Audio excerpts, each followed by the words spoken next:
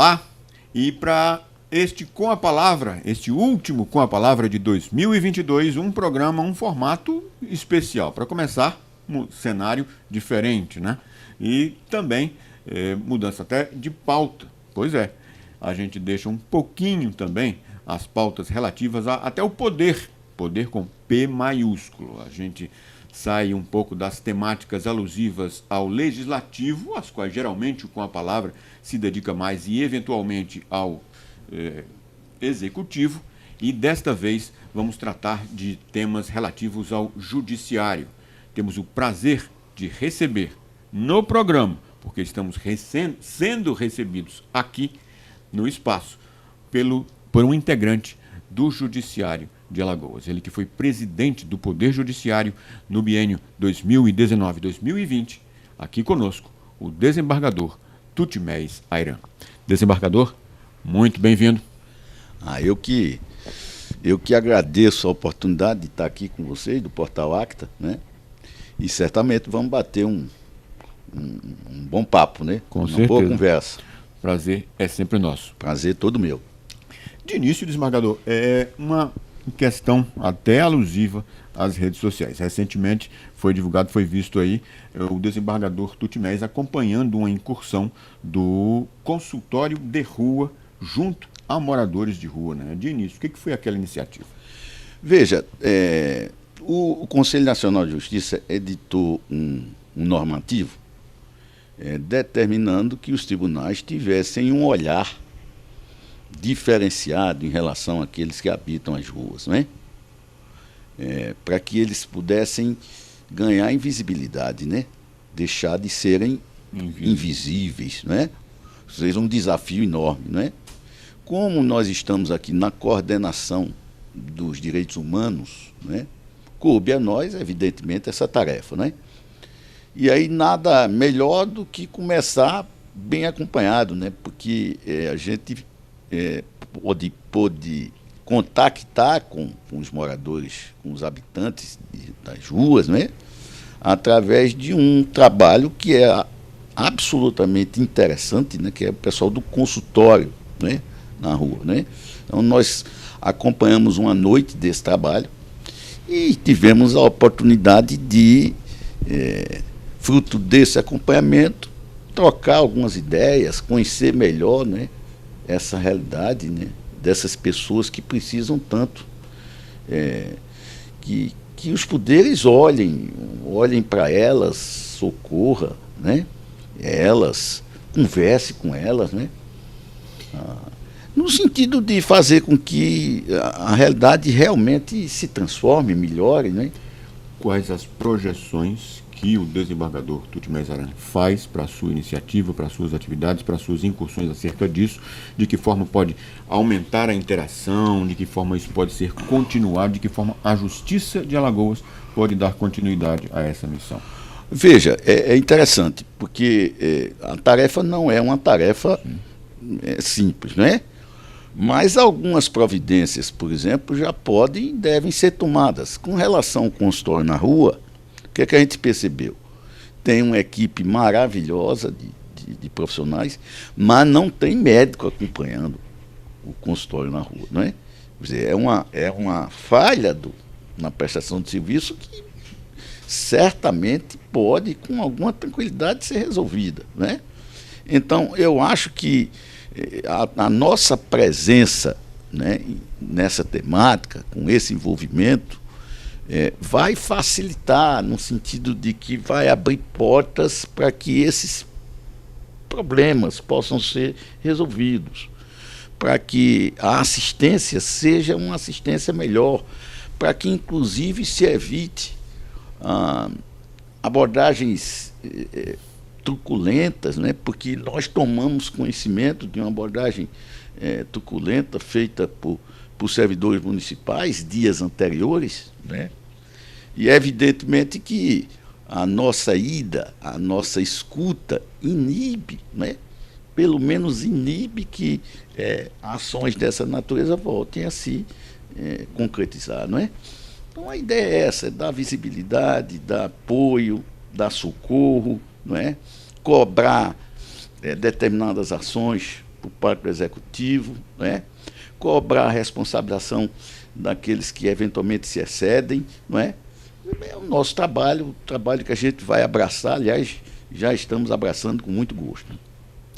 Para além dessa questão prática também do âmbito judiciário, operacional, de providências, algo que também chama a atenção, em especial nesse episódio, foi a presença virtual do desembargador Tutimés Airão, ou seja, a presença no ambiente virtual, a presença em redes sociais. Foi um marco também isso? Começou o desembargador a chegar ao ambiente virtual por esse momento agora? A nossa geração, Felipe, não é uma geração propriamente, digamos, acostumada temos que admitir com as redes sociais, né? Só que eu cheguei à conclusão que era preciso ocupar as redes sociais, né? Por duas razões. Primeiro, para fazer o debate político, né, possível em torno da nossa sociedade, né, dos problemas que nos assolam, né, das grandes questões humanitárias, né. É preciso fazer o debate, não é? Segundo, que era preciso amplificar o trabalho, dar mais visibilidade ao trabalho que a gente faz aqui no cotidiano. Por isso que a gente resolveu ocupar, né, as redes sociais, estamos com uma assessoria toda voltada para isso, né? É um desafio, é um aprendizado, não é? É tudo muito novo para mim, não é? Mas, enfim, eu estou gostando, estou achando que vale a pena. Aliás, se eu tenho um arrependimento de não ter começado isso antes. Que bom. Mas tá bom, eu acho que o caminho é esse mesmo. E aí, deixe-me estabelecer uma analogia com dois outros elementos, mas no âmbito institucional. Primeiro, com o público, e segundo, com a própria plataforma, com a mídia.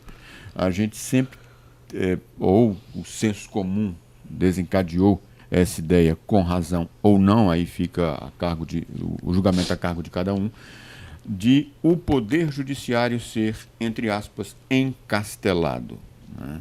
Isso seria uma iniciativa de desencastelamento? É algo isolado? É nesse sentido? Não tem esse objetivo? Como é que o senhor definiria? Eu acho que é uma forma da gente se aproximar mais das pessoas, né? Eu acho que o poder precisa realmente passar por esse processo, né, de desencastelar-se, né? Se aproximar mais, se humanizar mais, né? Tirar da sociedade essa visão de que os juízes são distantes demais, né? E com desculpa da interrupção, fazer esse adendo também. Dos três poderes, a gente mencionou na abertura do programa a questão dos poderes constituídos, dos três, na tua opinião, como seria para o senso comum, dos três, o judiciário é o que mais perpassa essa ideia, é o que estaria mais afastado da sociedade mesmo? Olha, historicamente sim, né?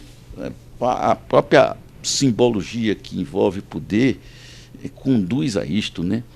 A ideia de uma vestimenta específica, né? A ideia de toga, né? A própria linguagem, a linguagem judiciária, a linguagem é essencialmente, toda linguagem é essencialmente uma ponte, não é? No nosso caso, ela não é ponte, ela é muro, né? Perfeito. Porque constrói-se uma linguagem que faz com que a distância entre o juiz e o homem comum ela só aumente, né? Porque não é uma linguagem que comunica, que aproxima as pessoas, né? Então, o nosso esforço é exatamente no sentido de mostrar que é possível fazer diferente, né? É preciso aproximar-se das pessoas, né? É possível ouvi-las, é possível olhar no olho delas, né? É possível compartilhar com elas os momentos de tristeza, de agonia, não é? É possível, enfim, fazer com que o poder ele seja um poder sensível, né? Humano. E dessas dessas duas temáticas desse primeiro bloco. Essa iniciativa do desembargador Tutimés Ayran atendendo essa iniciativa do desembargador Tutimés Ayran atendendo ao CNJ e a aproximação com o mundo virtual dessas duas, qual que o senhor acha que deve atender mais essa demanda de aproximação? Uma ser ferramenta para a outra, ambas caminharem juntas? Ambas caminham juntas e se fortalecem mutuamente, né? A gente usa da rede social para mostrar que é possível fazer diferente, para amplificar o trabalho, como eu disse, né? Para dar ao trabalho a dimensão que ele merece, e ao mesmo tempo usa da rede social para mostrar, né, para as pessoas que essa população, esse nível de vulnerabilidade social existe, está presente, né, e que é preciso olhar para ele. Esse é o nosso, enfim, é o que está me movendo nesse momento, né? A gente vai para um intervalo, já volta.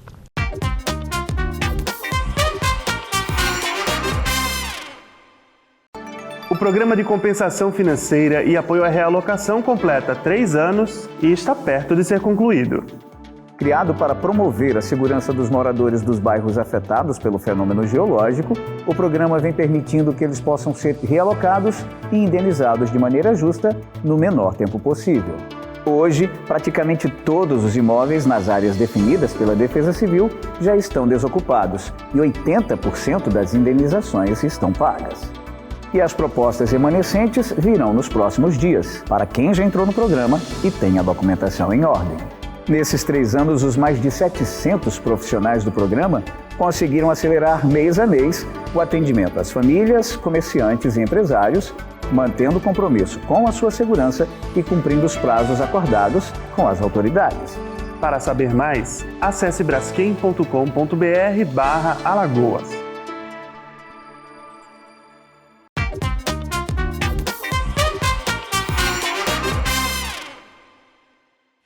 E a gente volta para este segundo bloco do Com a Palavra, Com a Palavra especial, sem desmerecer nenhum dos anteriores, das edições anteriores, mas, como a gente falou, né, o último do ano, a gente tem o prazer de receber no programa, porém ser recebido aqui no espaço pelo desembargador Tutimés Ayran.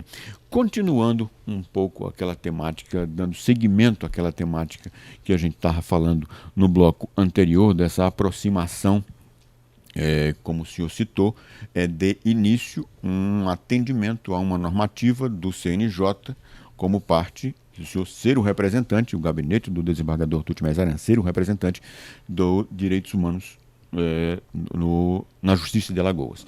E aí eu faria uma colocação que ela é sempre pertinente, daqui a pouco eu contextualizo mais, mas que eu sempre coloco em termos até de uma certa provocação para muitos defensores de direitos humanos, uma tarefa que eu considero bela, honrosa, nobre, porém inglória. E aí a provocação é essa: direitos humanos é defender bandido? Na verdade, isso é uma distorção. E é uma distorção proposital, né? Porque, na verdade, Felipe, quando você fala de direitos, você fala de quê? Você fala de necessidades humanas. Então, quando eu tenho um direito, o direito corresponde a uma necessidade. Então, quanto mais necessidades você realiza, mais você é feliz. Não é verdade? Porque nós vivemos num mundo para satisfazer as nossas necessidades, vale dizer, os nossos direitos, não é? E por que o Estado, veja, transforma a necessidade no direito? Precisa entender isso. Na verdade, quando o Estado transforma a necessidade num direito, ele nos ajuda a civilizar a luta pela realização das nossas necessidades. Então, não é razoável imaginar que falar de direitos ou de necessidades é reforçar a posição de bandidos, né? Isso é de um barbarismo muito, muito elementar, né? Na verdade, quando se fala que o bandido tem direitos e qualquer homem tem direito, não é? Está a se falar no direito que qualquer homem tem de se ver processado segundo as regras previamente estabelecidas. Isso vale para o Tutimés, para o Felipe, para o Antônio, para o João, para o Manuel, enfim, qualquer que seja o homem, né? E isso é uma conquista da civilização da maior relevância. A gente só percebe... Aliás, desculpa mais uma vez a interrupção. É uma característica do desembargador. Não, do mas programa. fica à vontade. Né? Fica à vontade. Civilização. É Direito civilização. É civilização. Claro, é civilização. Não é? Então, é preciso que os homens, eventualmente, que transgridem as normas sejam punidos? Claro que é.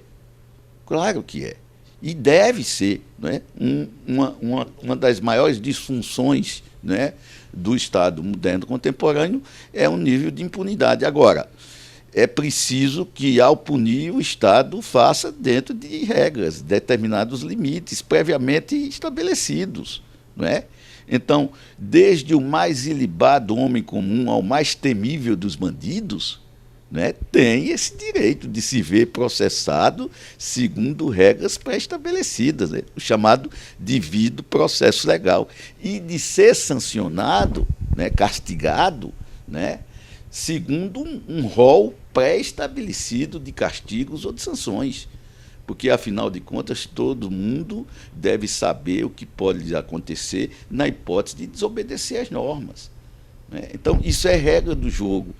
Eu aprendi com o professor Norberto Bobbio que democrata é aquele que respeita as regras do jogo. Então, se o jogo é esse, que se respeita as regras. Se quer endurecer o tratamento penal, mudem-se as regras. Se quer estabelecer, por exemplo, a pena de morte, mudem-se as regras. Mas enquanto a regra não prevê, por exemplo, a pena de morte, ninguém tem direito de matar o outro, não é? Nem sequer o Estado tem esse direito, imagine as próprias pessoas, né? Então, é uma questão de civilização, né? Ou de civilidade, né? Estabelecer limites, né, na relação entre as pessoas. Ou então na relação entre as pessoas e o próprio Estado, né? Como eu falei, o conteúdo, tá vendo? Continua de alto padrão aqui no Com a Palavra. Esse é o primeiro compromisso que a pauta do Com a Palavra tem com você. E a propósito dessa temática que o senhor tocou, desembargador, agora a questão da impunidade, na tua opinião, como jurista, como integrante do judiciário, como estudioso, como professor, como cidadão, como pessoa, Tutimés Ayran, na tua opinião, a que se poderia atribuir mais essa questão da impunidade que tanto se reclama hoje? É falta de celeridade do poder, falta de efetividade, falta de legislação? Veja, eu acho que é bom colocar as coisas, o ponto nos is, né? Como diz a história, né? Nós somos o país no mundo, é o quarto país no mundo que mais prende. É a quarta população prisional do mundo. Isso quer dizer que tem muita gente presa, né, inclusive provisoriamente, ainda sem o devido julgamento. Né? Então, quando se fala de impunidade, é preciso que se entenda de uma vez por todas esse detalhe, que, aliás, é fundamental entender. Agora, muitas vezes a resposta penal ela não vem ou ela não é adequada, né? Gerando, evidentemente, que descontentamentos, disfuncionalidades importantes, não é? Isso tem várias explicações, né? Várias, né? Algumas delas, aliás, eu acho que a principal é que eu acho que o processo judicial no Brasil, ele precisa passar por uma reforma que aproxime o tempo do processo do tempo do homem real. É inadmissível, por exemplo, que um processo judicial que vai à cadeia judicional tenha, em média, uma duração de 10 anos hoje no Brasil. Isso quer dizer que, muitas vezes, quando o processo finda e a solução vem, às vezes ela é uma solução que já nem mais se ajusta à realidade, não tem serventia, não é?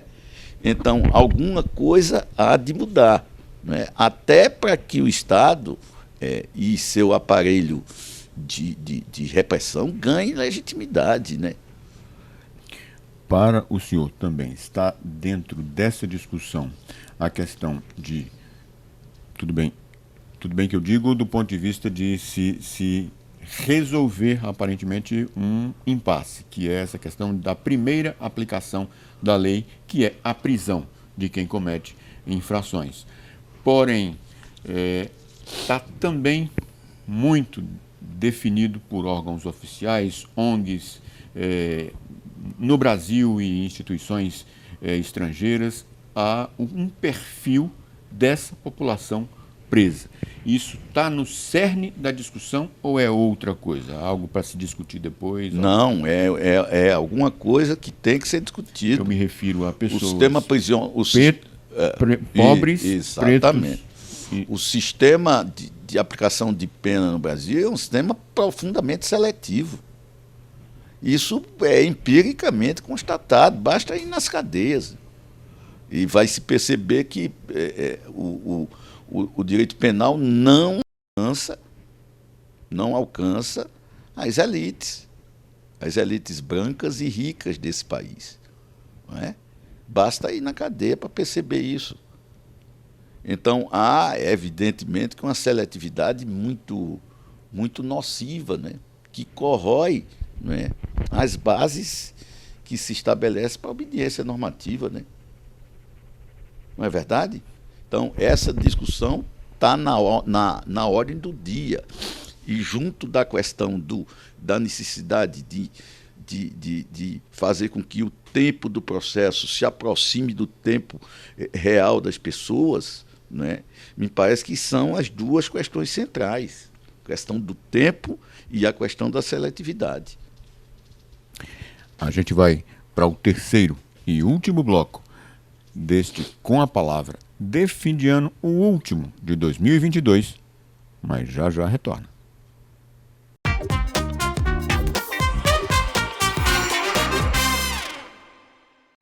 O Programa de Compensação Financeira e Apoio à Realocação completa 3 anos e está perto de ser concluído. Criado para promover a segurança dos moradores dos bairros afetados pelo fenômeno geológico, o programa vem permitindo que eles possam ser realocados e indenizados de maneira justa no menor tempo possível. Hoje, praticamente todos os imóveis nas áreas definidas pela Defesa Civil já estão desocupados e 80% das indenizações estão pagas. E as propostas remanescentes virão nos próximos dias, para quem já entrou no programa e tem a documentação em ordem. Nesses 3 anos, os mais de 700 profissionais do programa conseguiram acelerar mês a mês o atendimento às famílias, comerciantes e empresários, mantendo o compromisso com a sua segurança e cumprindo os prazos acordados com as autoridades. Para saber mais, acesse braskem.com.br/Alagoas.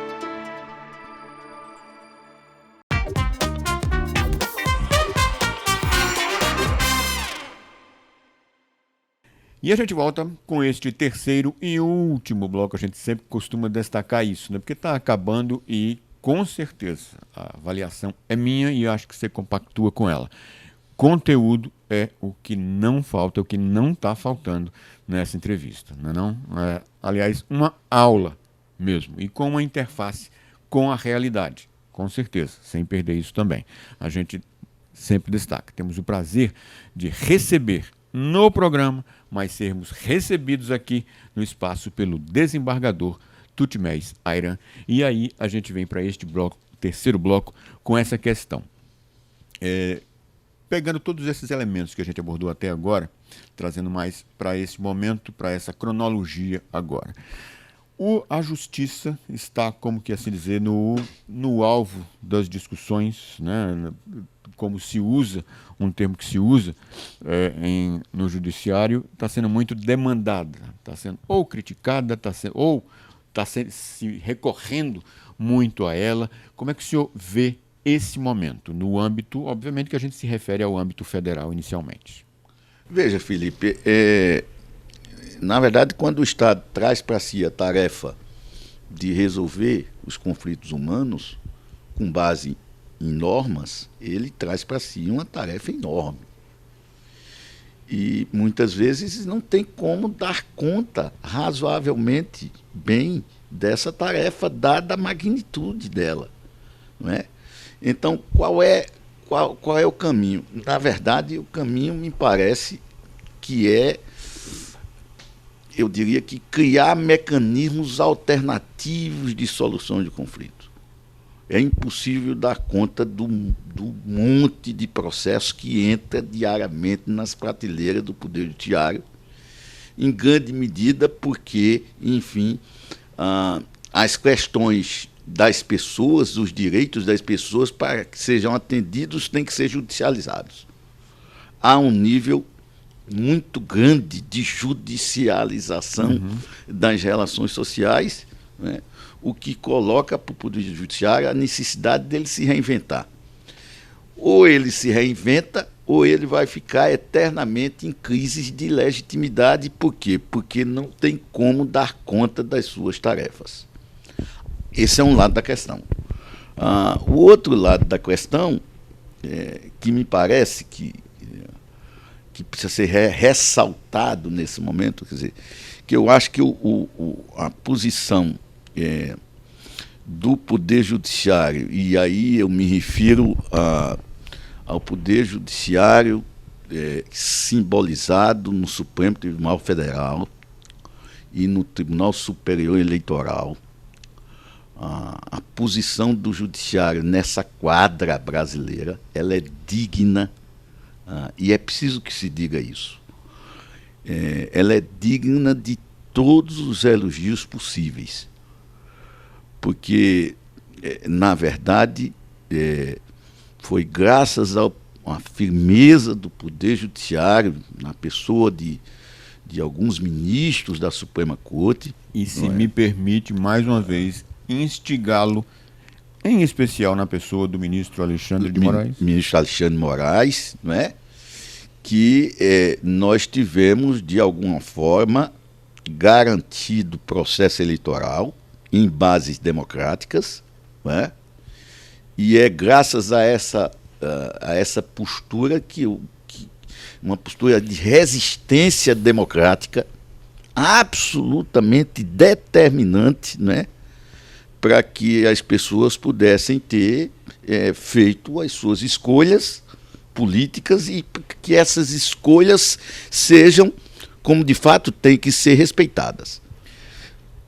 Porém, a gente tem reações, como a que houve na semana passada, no Distrito Federal, em Brasília, diante do QG, quando uma guarnição da da Polícia Federal, foi cercada por bolsonaristas e muita gente gritando polícia do Xandão, na opinião do desembargador. Isso representa um desgaste ou é uma insatisfação que pode ser contornada? Eu acho que é uma insatisfação dessas pessoas com o resultado eleitoral, né? Porque, na verdade, veja, é preciso que se diga com todas as letras possíveis, que esse tipo de manifestação não é uma manifestação democrática. Não é? Porque você não pode usar da democracia para negar essa democracia. Não é? Você não pode dizer, por exemplo, que é um jargão bolsonarista, né, que está atuando dentro das quatro linhas da Constituição para negar a Constituição. Não é? Em todas as eleições, quem ganha, governa, quem perde, ou vai para a oposição, ou entra em coalizão com quem ganhou. Isso é regra do jogo. E espera a próxima eleição para disputar de novo. Espera a próxima eleição. Não é? Na verdade, ficam pretextando fraudes que não aconteceram, não é? E colocando em xeque um processo eleitoral absolutamente claro, transparente, decente, honesto, não é? Que honra a democracia brasileira. E aí eu colocaria mais um ponto para instigar, para aprofundar essa discussão em prol do debate, como se diz. Nesse momento, diante dessa insatisfação, na opinião também do desembargador Tiltri Mesairan, faltou uma manifestação de mais autoridade, não autoritária, de autoridade de alguns que seriam responsáveis por fazer ver, para usar um eufemismo, para fazer ver que aquilo não passava de uma insatisfação. Faltou mais um pouco de rigor em desfazer algumas dessas manifestações que, como o senhor falou, não são democráticas. Faltou um pouco mais de rigor nisso, de algumas autoridades, órgãos policiais e até instituições. Eu diria que essa questão é muito, muito importante, Felipe. Eu diria que houve e continua havendo, mas espero que esteja prestes a acabar, uma excessiva tolerância com isto, né? Não é razoável. O que está acontecendo não é razoável. O que aconteceu recentemente em Brasília não é razoável. Foi descoberto agora a preparação de um ato terrorista, né, para explodir uma torre de eletricidade, né, a fim de provocar um tumulto, um caos, né? Então essas pessoas que estão nas portas dos quartéis, salvo os incautos ou os ingênuos, né, essas pessoas não são o melhor exemplo de democratas, né? Elas estão negando as regras do jogo. Né? Eleição só vale se o resultado lhes favorecer. Não é assim. Não é assim, não é? Quem disputa a eleição disputa para ganhar ou perder. Perdeu, tem que aceitar o resultado, enfim, ir para casa, não é? Fazer oposição, né? Civilizada, decente, sim. Não é? Honesta, não é? E se preparar para ganhar a eleição num outro momento, daqui a 4 anos, enfim, não é? Então, eu acho que chegou a hora de dar um basta nisso. Chega. A sociedade brasileira está cansada. Sim. Cansada dessa tensão pós-eleitoral, sem nenhum sentido razoável. Nada justifica isso, né? O que fizeram e o que estão a fazer, não é? O senhor se vê preocupado ou acha que isso pode ser contornado por esse mesmo corpo institucional que garantiu tudo até agora?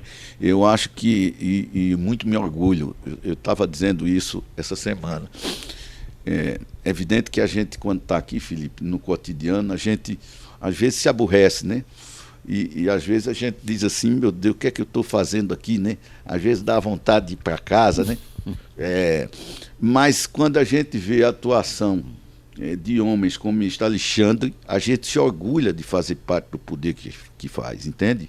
Então, nesse momento, eu estou revigorado, eu diria que as minhas escolhas profissionais e a minha visão de mundo estão plenamente reafirmadas graças a essa atuação combativa, resistente, né, do Supremo, do Tribunal Superior Eleitoral, né, de homens da qualidade, da resistência democrática do ministro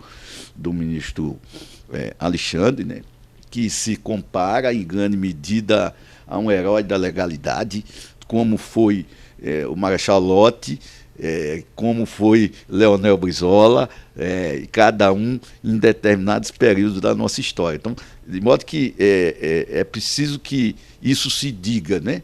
E isso se reafirme, né? E a gente sinta orgulho dos homens que estão à frente desses espaços de poder, né? Evidentemente que chegou a hora de dar um basta, né, para que a gente caminhe pelos caminhos definitivamente da normalidade, da calma, né?